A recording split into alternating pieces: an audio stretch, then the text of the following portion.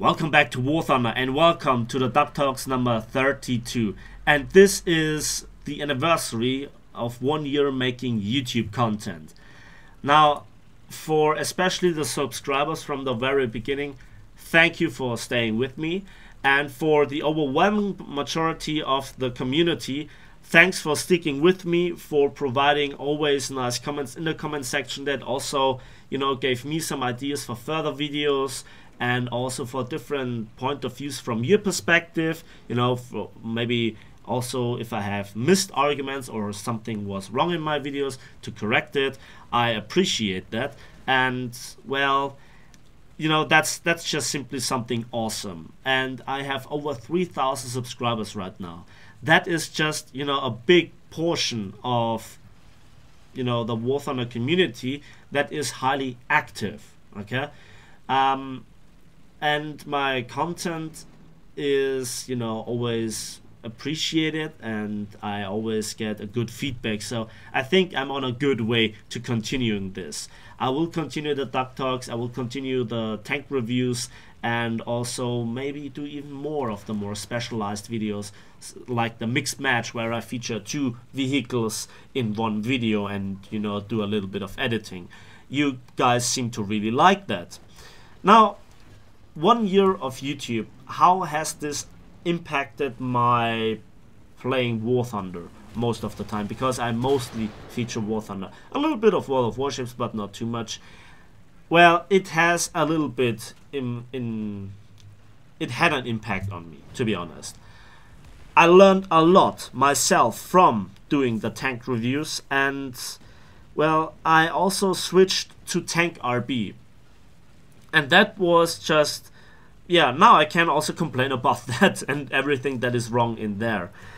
Jokes aside, tank RB is a nice experience, but I will never forget about arcade, and I stick to that. And, don't hate on me. It's a different game mode. It's my opinion. It's my experience. And it's a chance for certain tanks that are not that good in tank RB, but really shine in tank arcade. Just think about this. We have the option. And that brings us to the first question from Flynn Williams. Should Germany get the M47 or the E50 and to allow the Panther II return to 6.7? First of all, I would not really like the idea of the M47 because we already have kind of this playstyle in the American tech tree, and the upgrade way is painful. The M47 is one of the worst stock grinds in the game, period. And, where would you fit it? In front of a Leopard? Because the M47 doesn't teach you anything for German playstyle. It's an American tank. Leave it in the American tank tree line. It might be an option for the Japanese tank because they have absolutely no other option. Now talking about the E50. Well, the E50 would be like a Panther II, shape-wise, improved armor, and with better speed. Now the question is the gun. And why would the E50 be legit?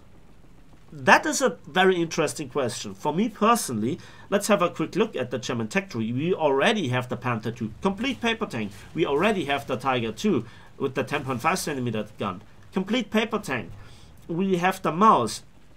The Maus existed like that once and was practically operational for testing purposes, like the 100, by the way. But here it's in my opinion that historical accuracy is already thrown out of the window, and we will never come back to the very beginning of War Thunder where it was kind of historically accurate in terms of the existing of vehicles. Alright, the 10.5 centimeter King Tiger was always there, but you get the point. So the E50 would be interesting when we look at the guns. Would the Germans get APDS? Would the Germans get APDS HE? The APDS round with a high explosive filler. Even a little bit would be amazing, but that's just to the side. And if it was developed for the 128, it was developed, and I would love to see this shell on the Maus T100, the Jagdtiger, and probably even the Sture Emil. So what I would be interested would be the E75. Why? Let's talk about the armor values from World of Tanks. I know this is a hot topic, but just think about a tank with 250 millimeter of turret front. Suddenly all the APHE rounds have difficulties going through, except from the German 128 and also the T10M. But, you know, that's okay, I guess. And then you also have to think about the side armor with 120 millimeters. Suddenly angling could make sense. Let's talk about the caliber. There is the 30% interaction rule. So 30% of the armor thickness, and if the shell caliber exceeds that, you can interact and you have a massively reduced chance of bouncing. And that is interesting, because with 120 millimeters we would end up with 156 millimeters of shell diameter or caliber that you have to throw at the tank to interact. But then, you know, 120 millimeter is much better to angle at thicknesses where the shell just then also don't go through. So this tank would bring back value to armor, at least when fighting stock tanks.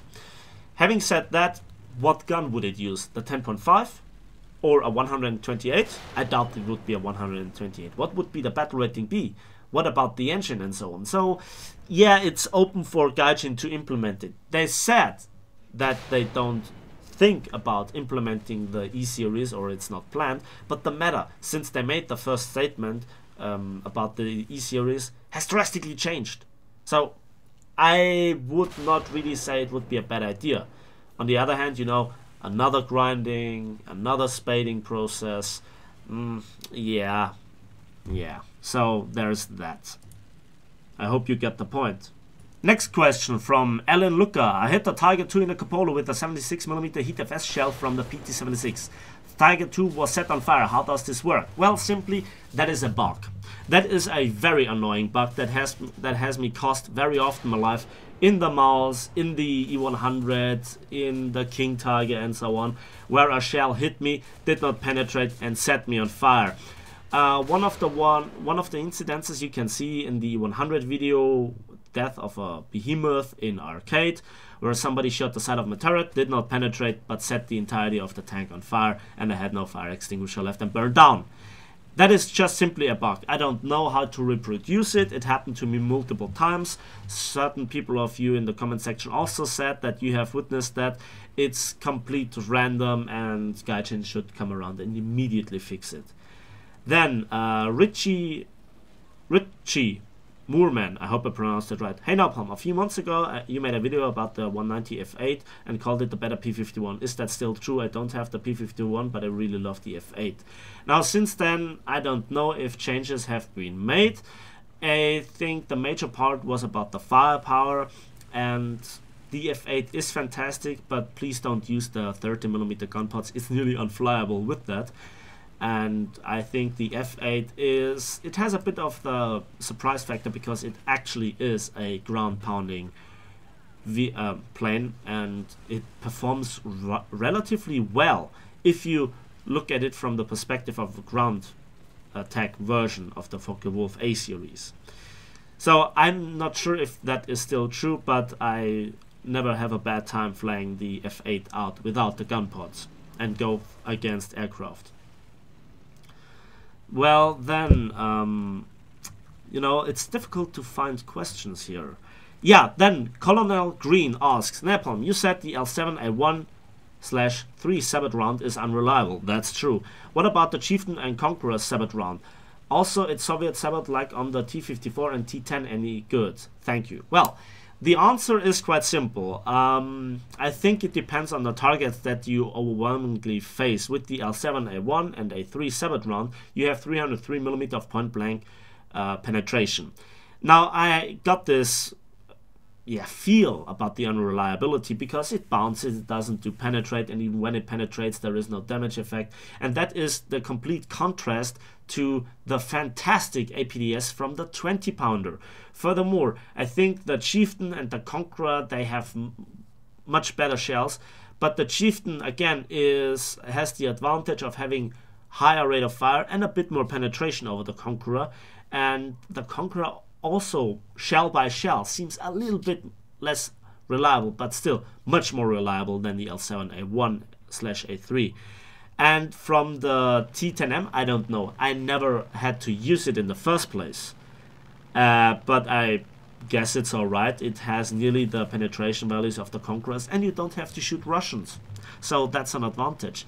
From the T54, I tried it excessively out on the 49 variant and the 51, and I love it, at least in arcade, when I have to face other Russians, because this shell suddenly works, despite having a little bit less pen.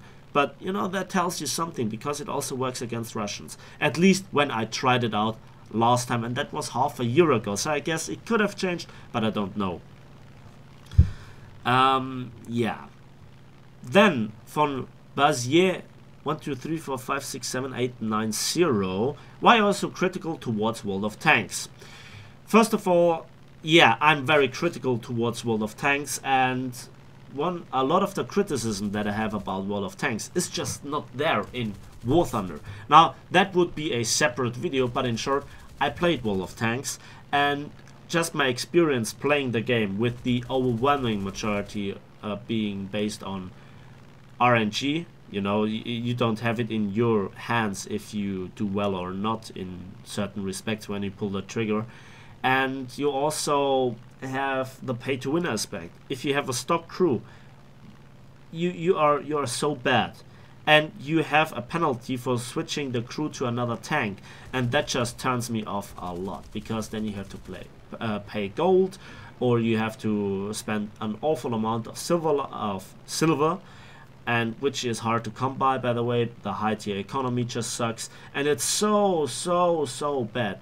I still love to watch World of Tanks content from especially Quickie Baby or from the Mighty Jingles, but yeah, playing it myself, no. It was awful enough to play it for a few rounds to get footage for the April Fool's video, so yeah, no, I just can't stand it.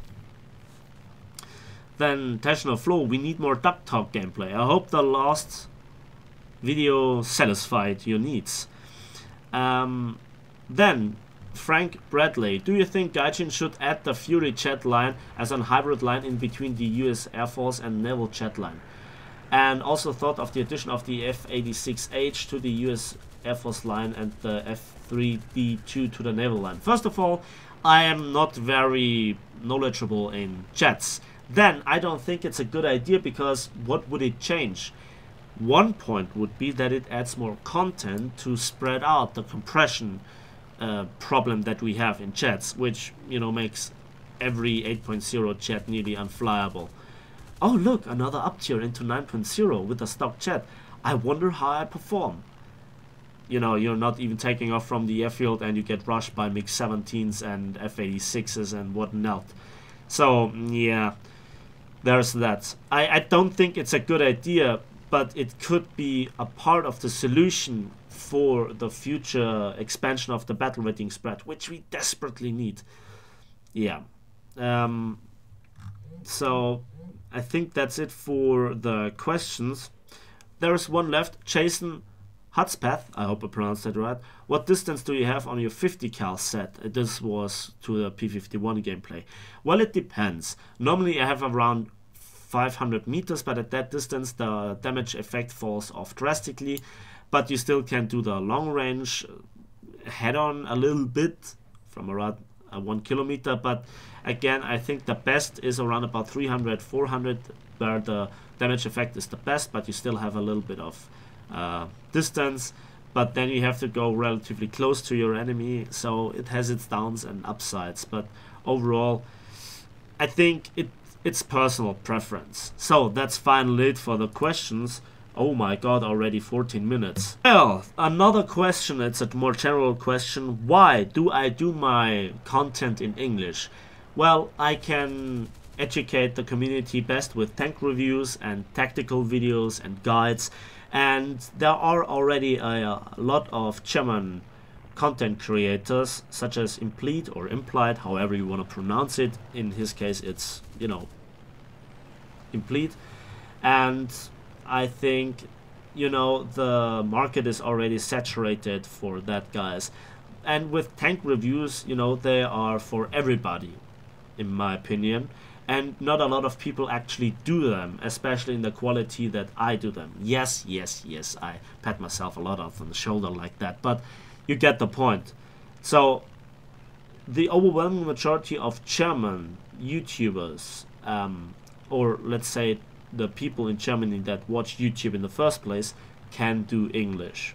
So they have not a lot of difficulties understanding my videos. Also, the English is relatively basic and slow paced, so that means that also people not just from America or Britain, but also from Portugal, Spain and Poland and all around the world can understand me relatively easily. So yeah, I think while the German community is one of the larger ones in War Thunder terms, I think, you know, I want to have more, and the overwhelming majority of my subscribers come from America, Great Britain and so on. So there's that.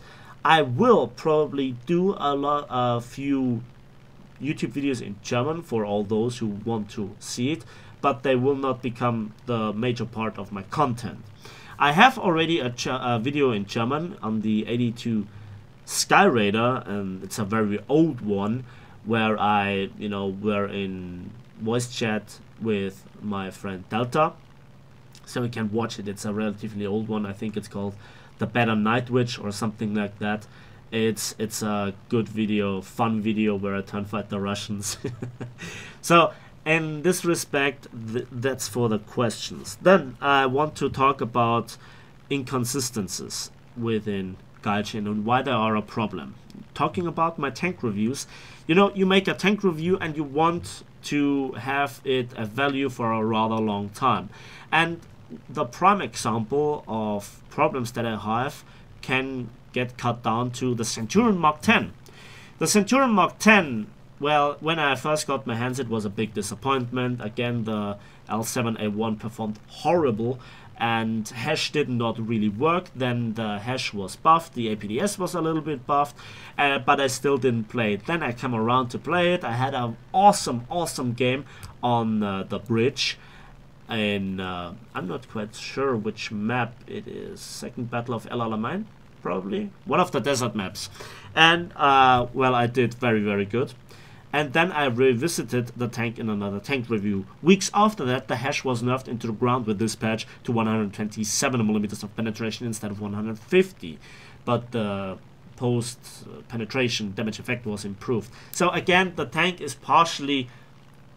review is partially obsolete because the major aspect was on hash. But this doesn't work anymore against at least King Tigers, which was an indirect buff against the British for the King Tigers, which it desperately needed, because then the King Tiger was now gun food for the Americans, the T-29 in particular, or even the T-32 with its long-barreled 90mm with the APHE shell had no problems penetrating the turret and one-shotting it, because the fuel tanks now explode all the time, even on a diesel tank, which they previously didn't. So again, if you point that out and that gets then hotfixed or something, I don't know which changes Gaijin will make in the next few weeks, months, or hopefully years. So yeah, you can see. Another part is, for example, if as I mentioned, the shells change. For example, the HE shell on the M103 or the damage effect on the T34/M103 solid shot change. That is always a major part of the tank review. The next part is when the actual armor changes. For example, the IS-4 had multiple model reworks, like the IS-3, because the first model was apparently the IS-3M, and then weak spots were added and removed. So, there is no consistency.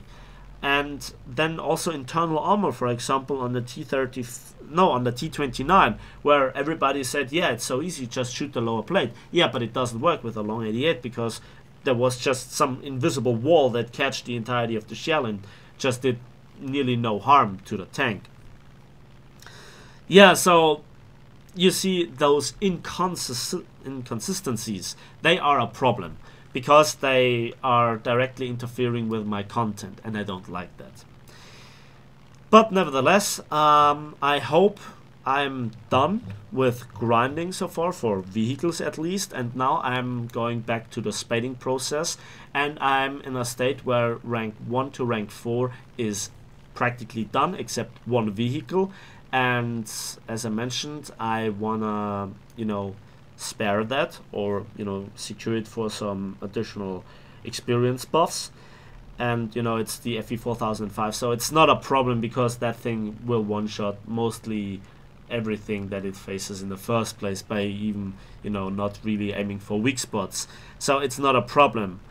And then I will hopefully provide you with more and more high tier content. Especially I want to get into chats finally. I have to move my lazy ass, and I also have to provide you with more and more high tier tanks. Especially the high tier tank reviews are important. Some of them I maybe have to redo. Then there was always the question for the IS-3, how to make it work, how to defeat it, what is what, and what is, you know, the tank's performance in reality, fully spaded and stock, and how is it.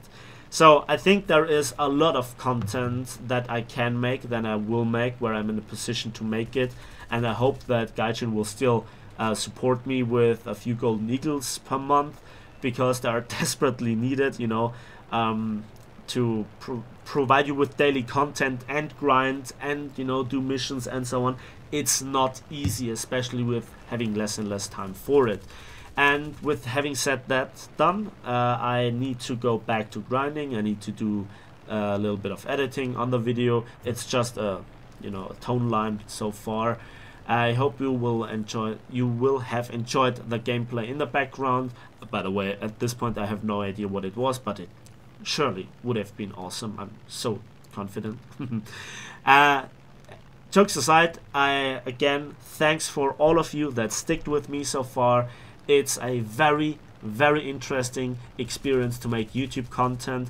Again, if I will stream sometime in the future, that's, you know, I can't promise it, because now I have to move and, you know, change my location, and so I have to prepare a few videos and so on. So with the internet the next few days, I'm not quite sure where it leads me. But anyways, finally, that's it for me. Thanks for watching. Thanks for listening. I hope you enjoyed the video. Please give it a like if you did. It helps the channel out greatly. Subscribe if you want to see more. And we'll see each other in the skies, on the battlefields, and hopefully soon also on the waves of War Thunder.